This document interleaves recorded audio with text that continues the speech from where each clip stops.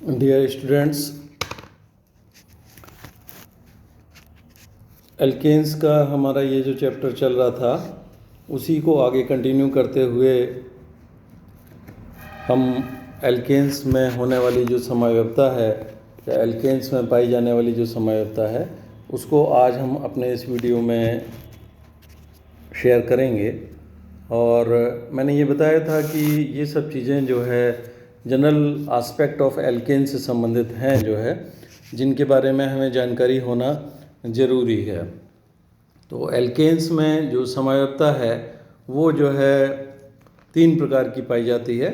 सबसे पहले हम समझ लें कि समयवता क्या कहलाती है।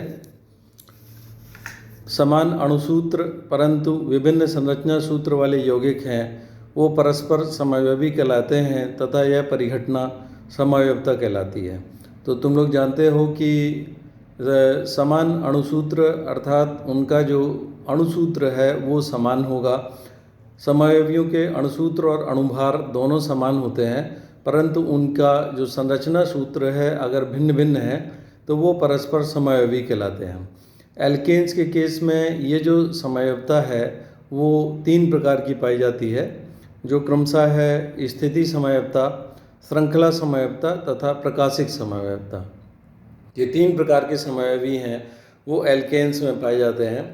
स्थिति समयवता में क्या होगा कि जो हमारी मूल कार्बन की श्रृंखला है, IUPAC नेम का जिक्र करते समय या उसका डिस्कशन करते समय हमने देखा था कि हमारी कार्बन की जो मूल श्रृंखला होती है उसके अनुसार हम यौगिक का नामकरण है वो करते हैं।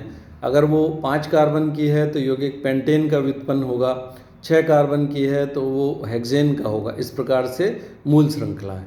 तो जो मूल श्रृंखला है वो समान अगर 2 यौगिकों में है, परंतु उनमें प्रतिस्थापियों की स्थिति, प्रतिस्थापी कौन से होते हैं, जिनको हम मूलक कहते हैं, जिनका जिक्र पिछले वीडियो में किया था, एल्किल मूलक या एल्किल रेडिकल।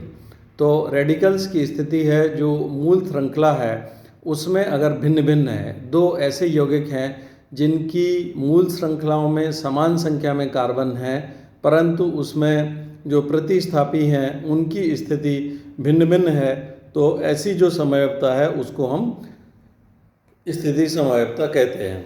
स्थिति समयवता को समझने के लिए हमने जैसे एक एग्जाम्पल लिया है C6H14 वाला, C6H14 का जो एग्जाम्पल है, इसमें हम देखेंगे कि कार्बन की 6 कार्बन परमाणुओं की एक श्रृंखला है।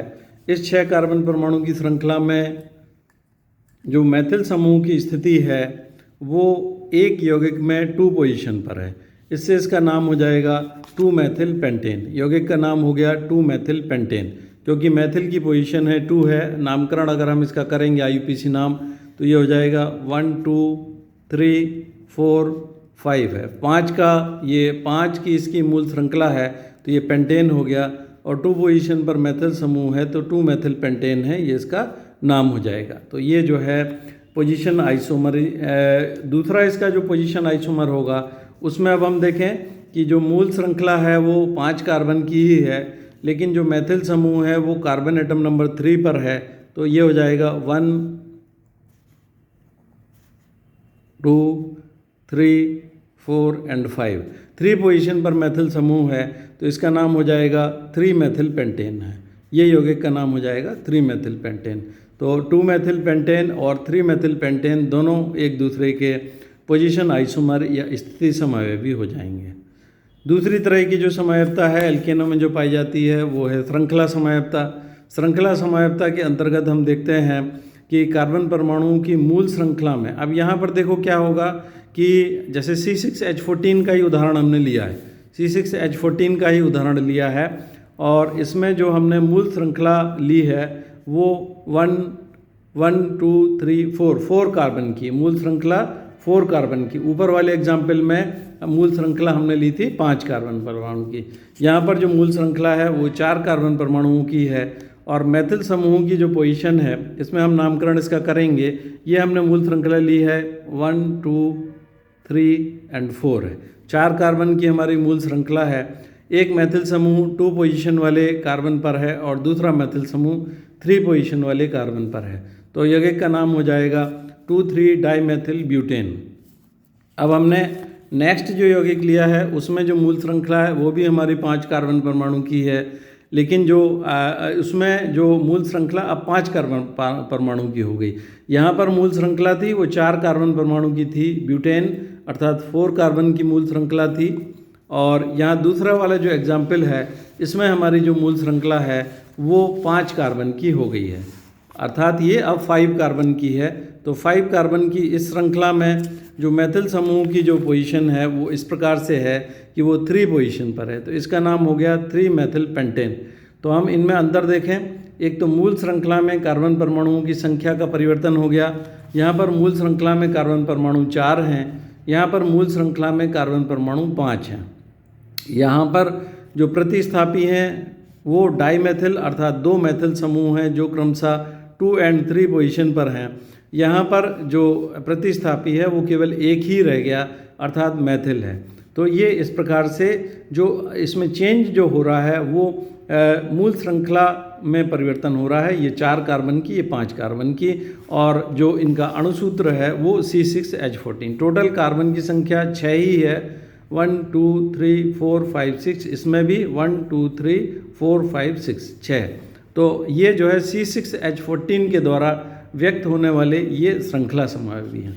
ऊपर हमने देखे थे C6H14 के द्वारा व्यक्त होने वाले स्थिति समावयवी। स्थिति समावयवी में फिर से आप देख लीजिए जो मूल श्रृंखला में जितने कार्बन परमाणु हैं वो उतने ही रहते हैं, और जो श्रृंखला समावयवता है उसमें मूल श्रृंखला में कार्बन परमाणु की संख्या में परिवर्तन हो जाता है। नेक्स्ट है प्रकाशिक समावयवता। प्रकाशिक समावयवता के अंतर्गत क्या है, असममित कार्बन परमाणु युक्त यौगिक प्रकाशिक समावयवता व्यक्त करते हैं।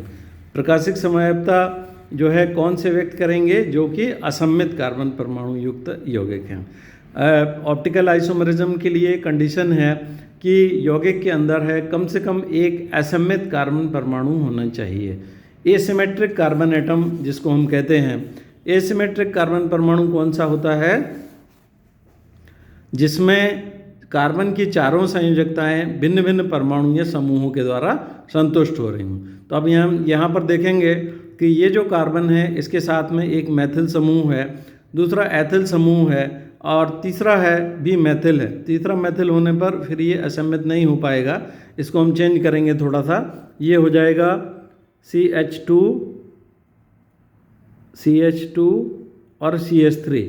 अब हम देखेंगे कि ये अलग जो है कार्बन परमाणु पर चारों जो ग्रुप हैं वो अलग अलग हो गए।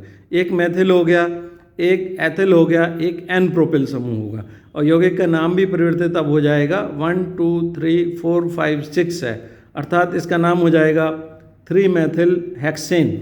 इसका नाम हो जाएगा 3 मेथिल हेक्सेन। तो 3 मेथिल हेक्सेन में जो असममित कार्बन परमाणु हैं वो कार्बन है जिस पर कि मेथिल समूह जुड़ा हुआ है।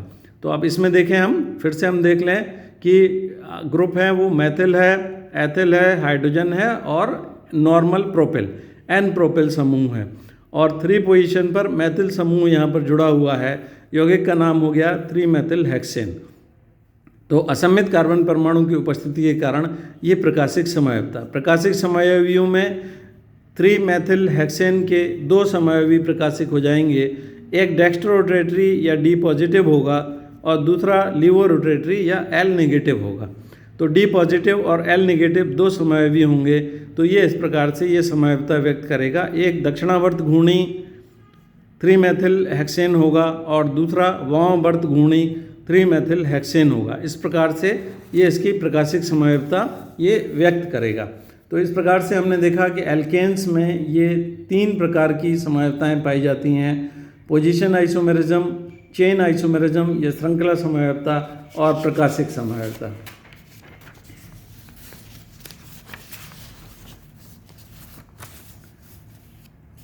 अब इससे रिलेटेड कौन से क्वेश्चन किस प्रकार से पूछे जा सकते हैं, जैसे ये क्वेश्चन हो सकता है C6H14 अणुसूत्र द्वारा व्यक्त सभी समावयवी एल्केनों के सभी के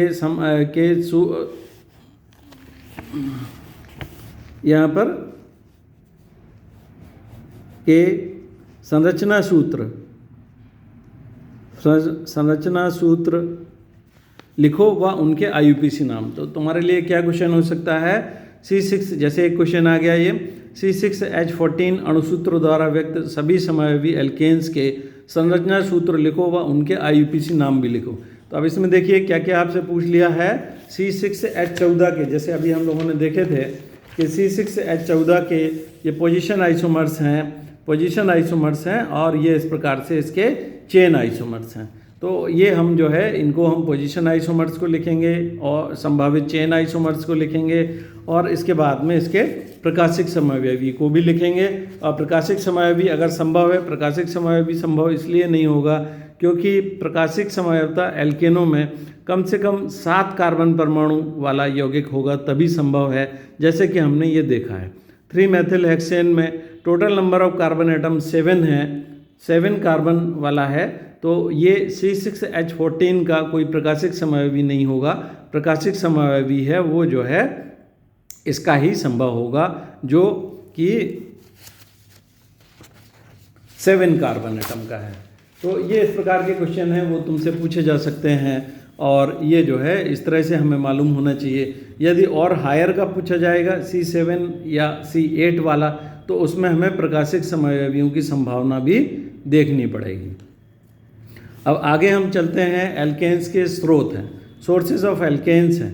एल्केन्स के स्रोत हैं, मुख्य स्रोत प्राकृतिक गैस व पेट्रोलियम है। तो नेचुरल गैस और पेट्रोलियम एल्केन्स के मुख्य स्रोत होते हैं।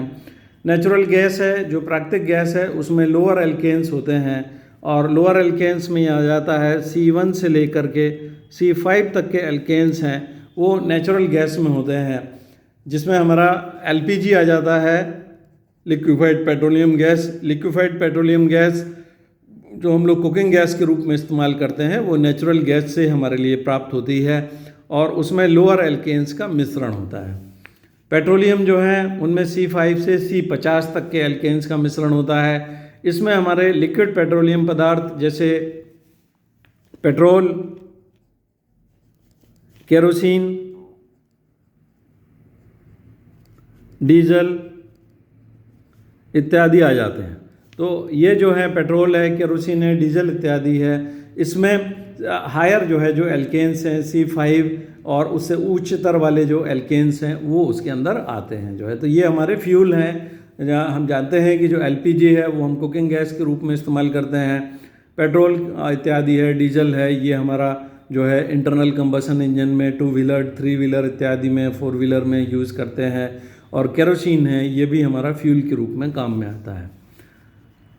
मेथेन है जो C1 सिंपलेस्ट जो एल्केन है, मेथेन है, वो प्लांट्स व एनिमल्स के विघटन से प्राप्त होती है और ये जो है जो गैस है जो प्लांट से और एनिमल्स के विघटन से, तो जो गोबर गैस प्लांट्स होते हैं उनमें जो है जो मटेरियल होते हैं उनके विघटन से जो गैस है वो हमें प्राप्त होती है। उसको मेथेन को भी वहाँ पर हम जो है फ्यूल के रूप में काम में ले सकते हैं जो है। तो इस तरह के जो है प्लांट्स के और एनिमल, दलदल वाले स्थानों पर जो पेड़ पौधों की पत्तियां हैं वो जो उसमें पानी में गिर जाती हैं, मिट्टी, दलदली मिट्टी में, तो वहाँ पर भी जो गैस प्राप्त होती है वो मेथेन गैस होती है। इसीलिए मेथेन गैस का जो रूढ़िवादी पद्धति में नाम था वो मार्श गैस था या दलदल वाले स्थानों पर प्राप्त होने वाली गैस। मधुमक्खी की जो मोम भी हम जानते हैं, ये भी जो है जलाने के काम में आती है, अन्य कामों में आती है, फ्यूल के रूप में भी काम में आ सकती है। तो इसमें मुख्यतः C27 से C31 वाले एल्केन। तो अब ये देखिए हायर एल्केन है तो ये सॉलिडिफाई हो गए। यहाँ पर है जो लोअर एल्केन्स थे, देखिए C1 से C5 तक के जो LPG में एल्केन हैं वो जो है लोअर एल्केन है और वो जो है लिक्विफाइड पेट्रोलियम गैस के रूप में हमारे लिए काम में आ रहे हैं या गैसीय फॉर्म में है लगभग। जो पेट्रोलियम है, केरोसिन है, डीजल है, पेट्रोल इत्यादि है, ये सब द्रव के रूप में है और इसमें भी लोअर एल्केन्स का मिश्रण होता है। मेथेन है वो गैसीय रूप में है पूरी तरीके से और जो प्लांट्स, और अब देखिए और ज़्यादा जब आ गए C27 से C31 वाले एल्केन अब सॉलिड रूप में आ गए जो कि वैक्स है या मोम है। बनाने की विधियां हैं, प्रयोगशाला में बनाने की विधि है असंतृप्त हाइड्रोजनीकरण, हाइड्रोकार्बनों के हाइड्रोजनीकरण द्वारा। असंतृप्त हाइड्रोकार्बन्स हैं। असंतृप्त हाइड्रोकार्बन में हम कौन कौन से असंतृप्त हाइड्रोकार्बन ले सकते हैं? Alkene and alkyne. एल्कीन ये है, कोई एल्कीन है और ये एल्काइन है। एल्कीन एवं एल्काइनों को हम लेते हैं, उनका हाइड्रोजनीकरण अगर हम करते हैं तो उसके लिए हमें उत्प्रेरक काम में लेना पड़ता है। निकेल, प्लेटिनम या पैलेडियम इत्यादि धातुएं हैं, ये उत्प्रेरक के रूप में हम लोग काम में लेते हैं। रेने निकेल है। रेने निकेल ये निकेल का ही एक विशिष्ट जो है उत्प्रेरकीय रूप है, जिसकी उत्प्रेरकीय क्रियाशीलता बहुत अधिक होती है। तो रेने निकेल लेने पर कम ताप पर ही उत्प्रेरण हो जाता है।